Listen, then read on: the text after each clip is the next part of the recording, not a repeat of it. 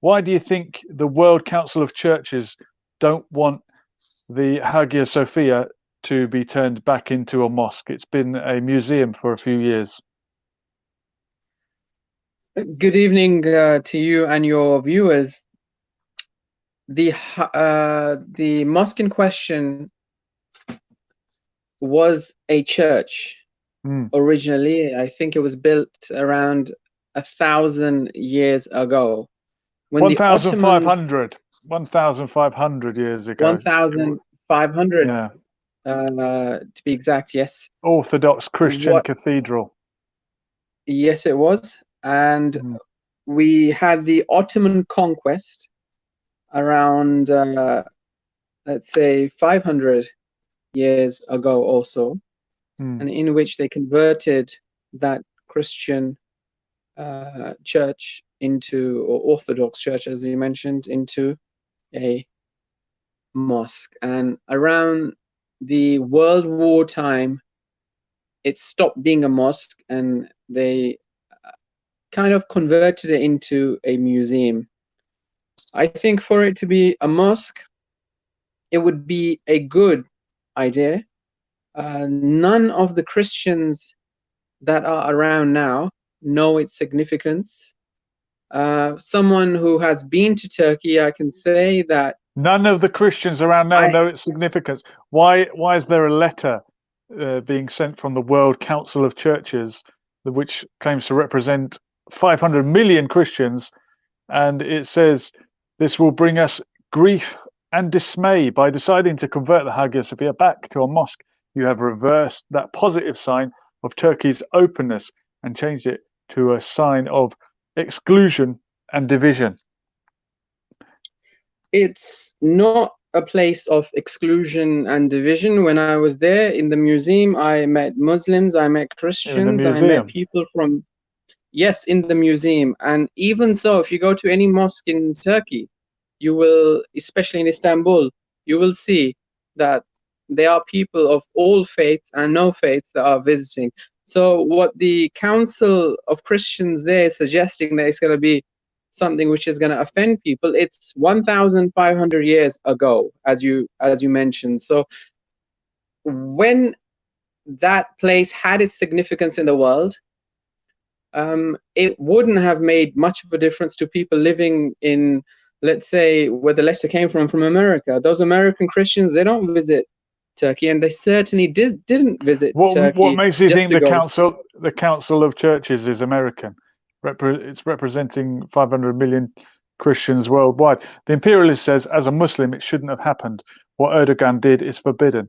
It should have been left as it is, a museum and a testament to Orthodox Christianity. Yeah, isn't the point here that if you follow what the Quran says, places of worship, churches, mosques, churches and synagogues are sacred places that should be protected and should not be turned into mosques, as is the example of Omar when he reached Jerusalem and the Christians invited him to pray in the Church of the Holy Sepulchre. He refused and said, "I'm worried if I pray here, Muslims after me will try to turn your church into a mosque." So he prayed outside, and there is a mosque there called Omar's Mosque, and it's next to the Church of the Holy Sepulchre, and the Church of the Holy Sepulchre, thank God, is still standing, and Christians still attend it. And that was the true following of the Quranic teaching, not to come in and conquer a place and turn a church into a mosque, shamefully.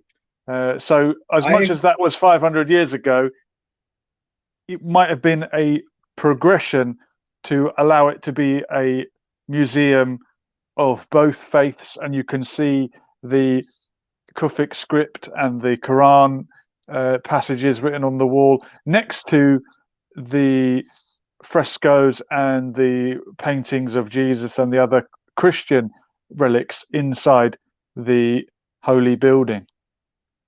I'm not justifying the actions of a Turkish general 500 years ago or so, but what I am saying is now this place didn't really have much relevance to the Christians. They were visiting that place. There was no demands for anyone to turn it back into a church. As soon as Erdogan says, look, we are going to turn this place into a mosque, then all this uproar, what difference would it make? The Christians weren't praying there anyway. They haven't prayed there for 500 years, to say the least. And what difference would it make to the ordinary Christians? The Christians in that region, up until 100 years ago, were 1 million strong, until they were forcibly pushed out of their homeland, comparable to other regions where other forced expulsions happened. 1 million Christians were forcibly expelled from that region, and there are now maybe 1,000 Christians, an ancient native population, indigenous to the land, that predate the Muslim invasion, that predate Islam, that have been praying and practicing their Christian faith since before Islam came to that region. So this is a case of preserving indigenous heritage, I would say. 100 years ago, we had wars taking place, and at that time people deemed people of other faiths, and we had it from this side of the world also, even from our own government here in this country and beyond. There was a war taking place, and if people were expelled, they were expelled for different reasons. And I'm sure if you spoke to Erdogan today, and if Erdogan said, which are those people that were expelled 100 years ago, tell us where they live, tell us what were their family names, what road did they live on, what was their heritage, and I'm sure that man, a man that I'm a huge fan of, will say, please, you are welcome to come back to wherever you lived. He's not being very welcoming if he's turning their cultural heritage sites back into mosques when they were originally churches. Now, I know you want to speak about the Bosnian genocide later on, but that's the most recent European genocide. I hope it's the last one ever. But before that, we had the Armenian genocide, 1 million Christians killed in Turkey in the name of some type of fascistic Turkish nationalism or Islamism, and that's fresh in the mind of these people. And I think this is going to be another dagger in the heart of the Eastern Orthodox Christian world that look at this as a glorious homeland. And this was Byzantium. This was the second Rome, and the Christian community in that part of the world, and they call it Anatolia or Asia Minor.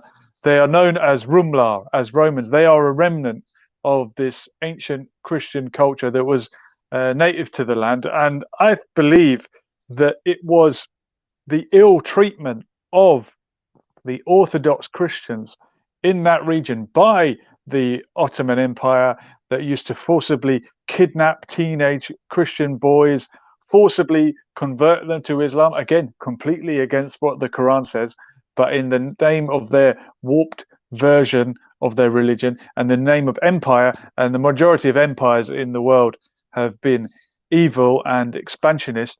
In the name of empire, forcibly converted young boys into that religion and inflicted a form of Muslim supremacy on Eastern Europe, on the Eastern Orthodox Christians, and on the likes of the Serbian community, on the likes of the Croatian community, although not as much. The Ottoman Empire was disproportionately harsh on the Eastern Orthodox community as opposed to the Roman Catholic community, as they had, for some reason, a good relationship with the Roman Catholic Church. And this ill treatment of these Eastern Orthodox Christian people sowed the seeds of hate between the likes of the Serbs and the Bosnians, who are, for all intents and purposes, the same people with the same blood, speaking the same language, but they differ on religion. Well, what I will say after such a strong statement is simply this, that I'm not holding you, nor am I holding your viewers, nor the people living in this country today for the injustices that have been taking place in Iraq.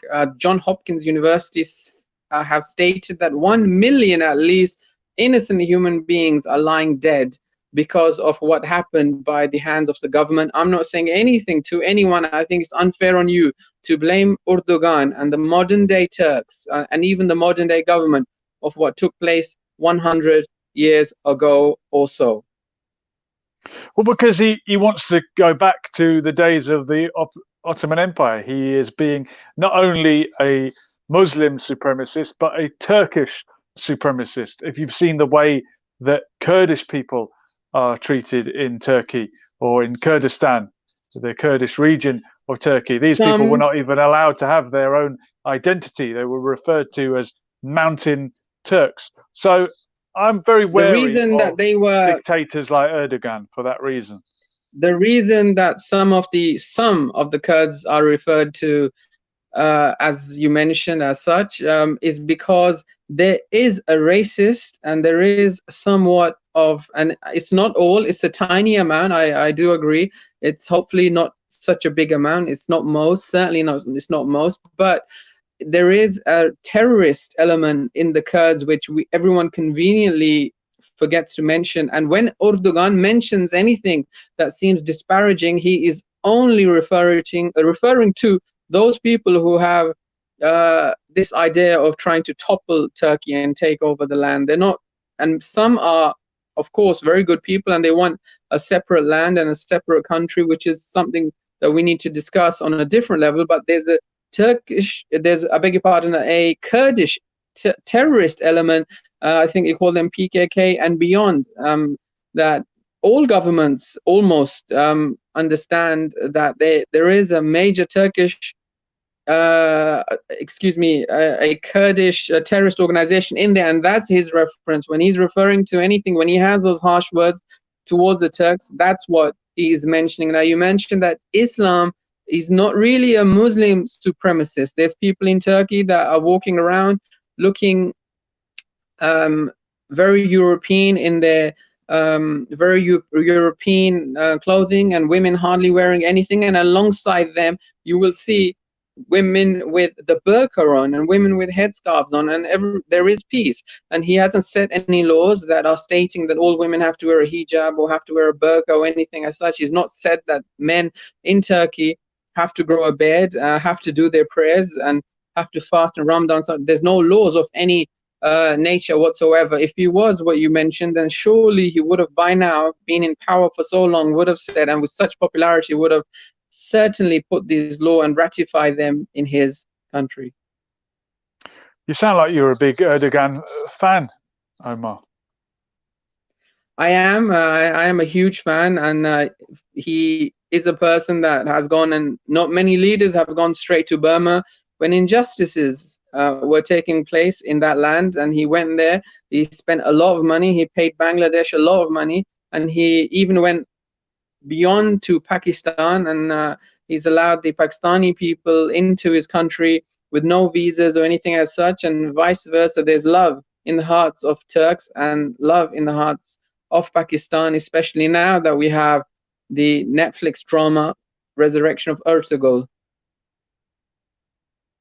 Yeah, it's a popular show. Well, look, we're going to move on from this topic momentarily, but I want to ask you the question: given the history, given the rulings that we spoke about, if it were up to you, would you turn that holy cathedral that was so special for the Eastern Orthodox Christians, and it wasn't just a church, it was a center point, it was a Rome, it was the second Rome, would you keep it as a museum where at least you can pay homage to both cultures and faiths that have shared this building over the years, although they haven't shared it? Or would you just turn it into a mosque and say, well, winner takes all? And if you do that, what will you say when, for example, Masjid al-Aqsa is turned into a synagogue by an army that just come in and say, well, hey, we've won, and it's winner takes all? How will you not look like a hypocrite the day that happens if you cry about Masjid al-Aqsa, but you don't give the Christians their beloved cathedral back, which was stolen from them shamefully 500 years ago? It was stolen from them, but I'll say the last thing on Erdogan. From what I understand, that the Christians there have been paid, they have been compensated for the conversion from a church into a mosque, ultimately into a museum. Saying and answering the question, would I turn this back into a church or allow it to be a mosque? 500 years is a long time. And in that area, you will see Muslims. There are many Christians in Turkey, but where the building that we speak of, the mosque now, or museum, surrounding areas you have Muslims. If there is a demand, if such a huge building can be filled with Christians, then I'll happily have it and turn it into a Christian church back to as it was. But let's be frank, you cannot fill that place with Christians, and there are not so many Christians. Because the Christians have been ethnically cleansed from the land, shamefully. Whether they have, shamefully. The Greek genocide, the Armenian genocide, the forced population exchange that we mentioned earlier. I think you need to get one of the Turkish brothers on there to respond to your questions regarding the genocide. If a genocide took place, then I agree it's a terrible thing that happened, but we're talking about 2020. Unfortunately, the Christians have left, and you said there were 1 million or so. If the 1 million have returned or will return, then yes, let's turn it back into a church and let our Christian family have a place, and a special place to do their worship. But currently, there is a demand for it to be a mosque, and I don't see any problem. And if you were to get Erdogan, beg your pardon, the president Erdogan onto your show, even, he would tell you that if the Christians want this to be turned back into, and if they can fill this, I'm sure he would say they can have it. I don't think he would say that, Omar. But we are trying to get hold of him at the moment. If you can drop his number in the comments, that'd be great. Piety Momentum is saying Turkey turning Hagia Sophia is completely disgraceful and a disservice to Islam. This was a move against Russia. And he's also saying the Spanish also converted a lot of mosques into cathedrals, but we still don't need to do the same back. Yeah, that's right. Two wrongs don't make a right. It was wrong then, and it's wrong in this case. Someone in the chat is saying the circumstances are different. The Palestinian people are still alive. Are the Christians still? Yes, I guess, but it's a distant memory. How sad that you would take the line that the terrorist gangs that cleared the Palestinian villages said the old will die and the young will forget. I don't care if it's been 100 years or 200 years. Right is right and wrong is wrong, because it's been 72 years now since the Nakba. In my lifetime, God willing, if I live to be a ripe old age, we'll commemorate the 100th anniversary of the Nakba. And then will people just say, well, forget it, Palestinians, who are they? They're gone with the likes of the Native Americans and the Aboriginal Australians, a forgotten people. They don't want to become a people like that. They don't want to become what you think the Christians of Anatolia or Asia Minor have become. But there is a community of Christians in Istanbul, or Constantinople as it is known, and is mentioned. And I think it would be unfair on us and your good self to blame the Jews and the Israelis today. If you went to Israel and blamed those people for buying a home and living in Tel Aviv and saying, look, 1948, this is what happened. Now, certainly you and I and many of your viewers will not go to a place and purchase a home when we know the history of that place. It would be unfair. And similarly, I think it's unfair for us to blame the Turks of today for what happened 500 years ago. Okay.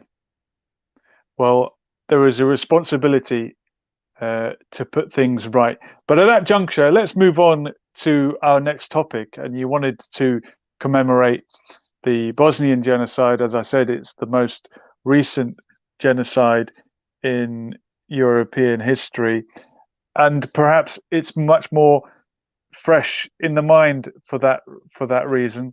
And there are obviously, I believe, people alive today still waiting to find the graves of their loved ones. So this is one that's in living memory, and we should preserve the memory of it, learn the lessons from it. Never again is a slogan that was uttered after the Second World War, and then it did happen again. But what's your take on this this genocide, Omar? The reasons for it and the lessons from it.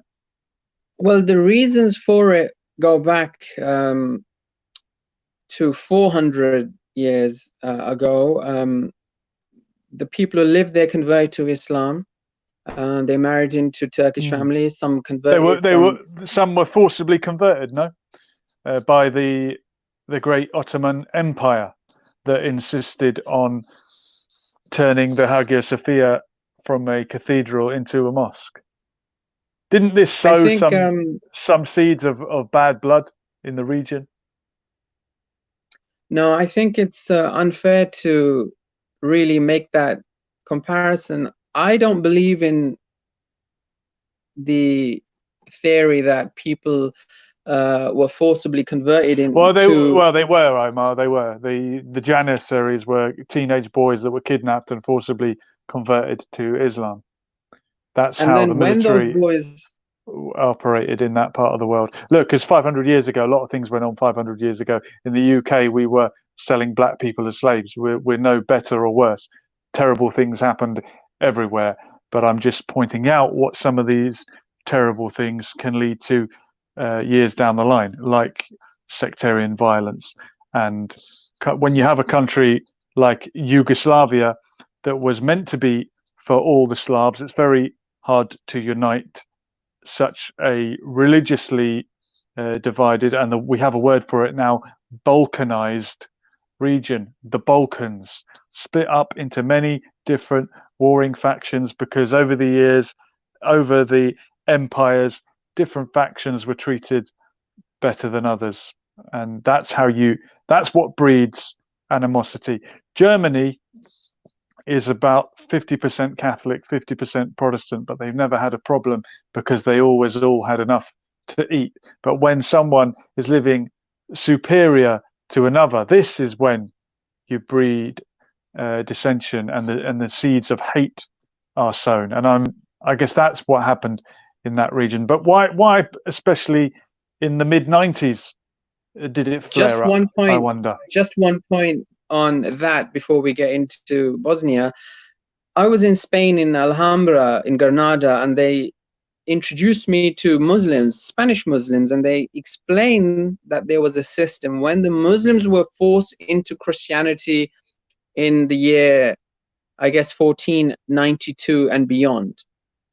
When they converted to Christianity, they had a system. If you force someone into a religion, do you think that they will remain in that religion? Do you think that they won't allow their progeny and their friends' progeny to somehow keep that lineage? They kept that lineage, and they told me, despite their family being forced into Christianity, they kept their Islam hidden. It was a secret Islam that they had in their hearts. And I'm one of those people that thinks, even though you're forced, even though, and I agree, you'll have Muslims and you'll have Christians forcing people, and contradictory it is to Islam, that Islam, it clearly says there is no compulsion in religion. If some sicko, if some extremist does force a Christian to become a Muslim, they will no way remain a Muslim. They will hate Islam in their hearts. Fine, they won't openly be able to vociferously say to their captors and others that they hate Islam, but they will not love Islam. It will be forced upon them, and they will teach their progeny, and they will say, no way are you going to I'm not sure about that, Omar. Have you heard of the zealous convert, I think it's the opposite. I think people who know that they really used to be Muslim will hate Christians, and vice versa. I think many of the Christians in Spain who celebrate the defeat of the Moors, that have these annual marches that resemble something akin to the Orange marches in Ireland, where they march through the street and remember the victory of King Billy. In Spain, they remember the victory against the Moors. These people are very anti-Islam because they know that really a long time ago they were Muslim. Just if you look at the flag, I think of Corsica, and also it's either, I think, Sardinia. These emblems, they have like a black man's head, to put it crudely, on a flag, and this is a symbol of we are not under the Moors anymore. But these people know that really their great granddad was probably called Abdullah. And it's just anecdotal, but I've noticed in Portugal, a lot of the cuisine contains a lot of pork, and I think this is some kind of a little reminder that we're not Muslim anymore. Well, Portugal, as you may well know, that they say that the name Portugal is actually Portugal. And if you go to Portugal, it's the land. Southern Spain also is the land of oranges. So they called it Portugal, and naturally the P and B in that language, obviously there's a mix-up, and from Portugal it became Portugal, from what I've heard.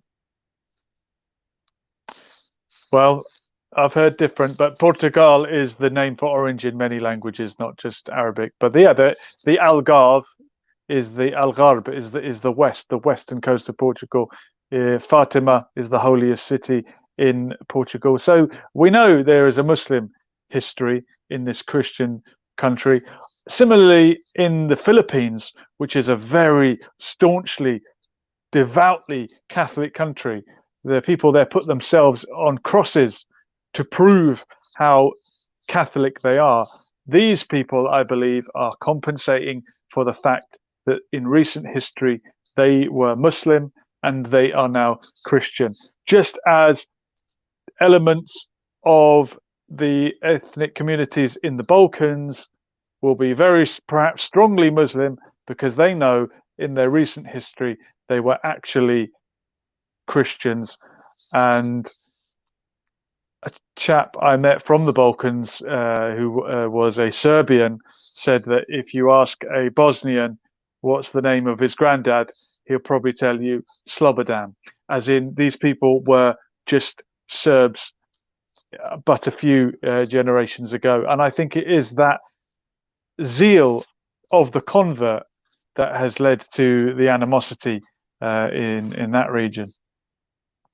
But well, I could be absolutely wrong, and a Bosnian nationalist or patriot will come on and absolutely tie me in knots. I'm just telling you what other people have said. And I've also heard that the Bosnians had a unique monotheistic culture even prior to Islam, and that the reason that they converted to Islam in their droves was because they had this deep monotheism within their culture already. And when the Muslims arrived and told them about Tawhid, they all just lapped it up and said, well, this is sort of what we've been believing all along. So I don't know the truth. I'm just telling you the different theories. But another ethnic group that was at the was under fire in that region were the Albanians, and the Albanians are a completely different ethnic group linguistically.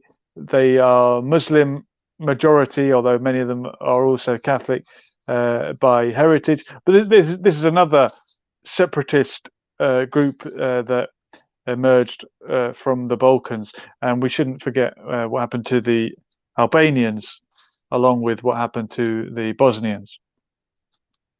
Well, on the topic of the anniversary today, you can hear some of the generals, even on YouTube, if you were to go on, and they have subtitles, and you can hear them even saying this and being translated, that they are saying that the Bosnians and the Muslims, you will pay for what your ancestors did 400, 500 years ago. And I find that horrendous, and that was the last speech the general made before he went on the killing spree. And I think it's a valuable lesson here for us to understand that. And even if you hear Anwar Awlaki talking about this, he said that they lived together, they married together, and they didn't live like us, moving from one house to another.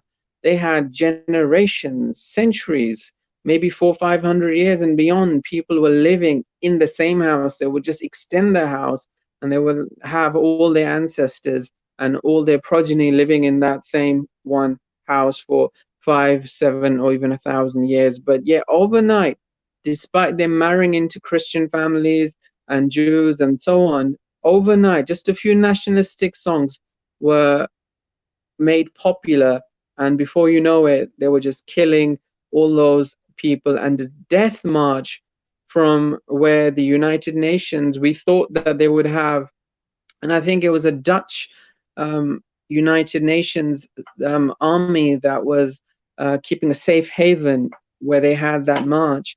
I think we lost 8,000 just them marching, and there was just an invasion, there was a takeover, and the terrorists flooded in, and the UN couldn't do anything. And the sad thing here is the war was on for 3 years. It took 3 years for the United Nations to really intervene, and when they did, sadly, that would be the end of those poor people. But I want to say this, on Radio 4, on the Eddie Mair was interviewing a man who said that he was there at the time, and thousands of what he said kids were just shot, just straight. Somebody burst in and just shot, in his words, just shot every kid in sight. And he said it seemed like thousands.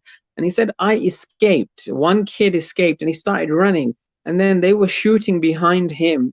And one of them said, look, I can get that rat. And he just continued shooting him, and until he fell in a ditch. And the whole story is horrific. And it was a disturbing experience that I had, even listening to that. And many people said it was the most moving thing that they ever heard. He said, why did I survive? He said that God allowed him to live so he could tell this story someday, and he is going around the world telling his story. But the point and the moral here is, even though you live with people for hundreds and for thousands of years, overnight, just a few nationalistic songs, just a few differences in your faith can just have people killing one another overnight. Sorry, Mark. Just interrupted you there. Hold on. We're going to have some feedback. Hold on. Sorry.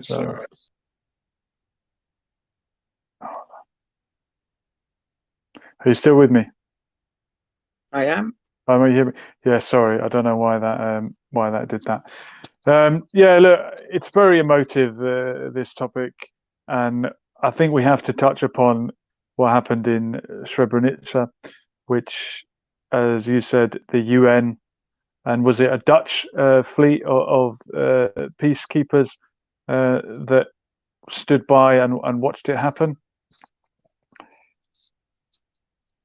I believe so.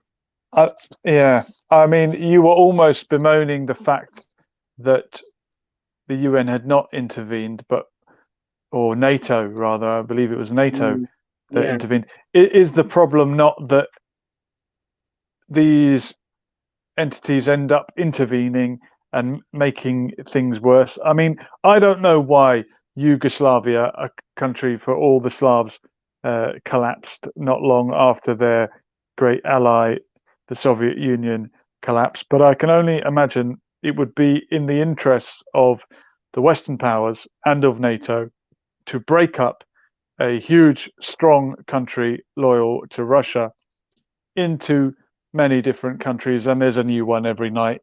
It seems we had Yugoslavia into Bosnia, Herzegovina, Croatia, Macedonia split off. Then you even had Serbia, which became Serbia, and Montenegro. And you see a big, strong ally of Russia disintegrate. And it's not a surprise. And of course, it's absolutely horrendous what happened to the Bosnian people on that day and on other days. There were other war crimes committed the other way, but Srebrenica was a particularly horrific and horrible example. But I think we mustn't fall into the trap of thinking, come and save me, NATO, come and intervene. If you bomb Belgrade, maybe you'll kill the dictator but not kill thousands of civilians as well, because you end up sounding a little bit like the people saying, oh, come and bomb Iraq, Saddam Hussein is killing his own people. So how do we stand up for justice, stand up against genocide without inadvertently calling for another genocide, which would be the Western imperialist intervention? If Germany intervened today, or if Iran, or if any country intervened and invaded, I should say, England today and started to kill innocent human beings and round other innocent human beings up. And in fact, I heard something very disturbing today, that when the Serbs were killing the Bosnians, they would say, you dig your own grave. And those poor people had to dig their own grave and lie on that very grave. If those countries or other countries invaded England today, I would naturally expect the United States to assist us. I would expect the Australia and all the Commonwealth and other countries to intervene and save us if we can't defend ourselves. So similarly, when Bosnia was being attacked for 3 years, I'm sure that those people expected England and expected other countries to intervene and save them and assist them. Really? You want the shark to save you when you're drowning? I guess when you are drowning, you would want anyone to save you because you are drowning. You'll even probably take the chance of even your enemy dipping his hand or her hand into the water to grab you. Absolutely. All right, Amal, thank you for speaking to me. It's been a touchy subject. It's been a tough subject. It's been very emotive, and it's always very easy for us here in our comfortable chairs to talk about these things. But as you mentioned, it's really, for some people, it's still raw. It's still raw in the mind, and we always say, never again. Never again, indeed. Thank you very much, my brother. We will do this all again soon. Thank you. It's been Lessons for Life. Thank you. Well, we were here and we're gone. Latest.